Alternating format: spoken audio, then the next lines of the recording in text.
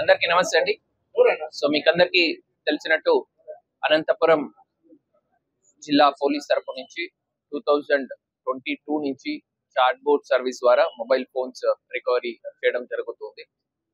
So దాని భాగంగానే ఈ రోజు మనము 1216 mobile phones worth about 3 crores మనం డిస్ట్రిబ్యూట్ చేస్తున్నాము.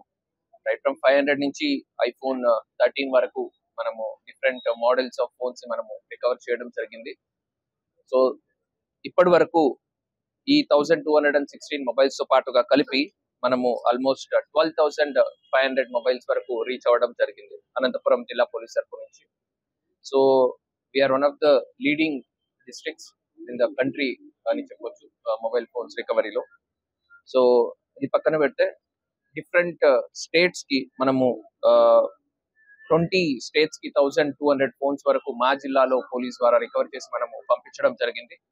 అండ్ మన స్టేట్ లో 18 వేరే డిస్ట్రిక్ట్స్ కి కూడా మనము 2795 మొబైల్ ఫోన్స్ ని రికవర్ చేసి వాళ్ళకి హ్యాండ్ ఓవర్ కూడా చేయడం జరిగింది.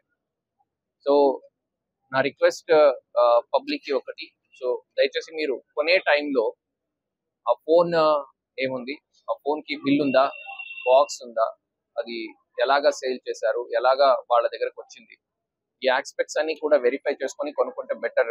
ఇంకా మీద ఇది ఇంకా చాలా కొనుక్కున్న వాడికి కూడా సెకండ్ హ్యాండ్ కొనుక్కునే టైంలో కూడా ఇబ్బంది అయిపోతుంది. బికాస్ సిఏఐఆర్ పోర్టల్ అని ఉంది.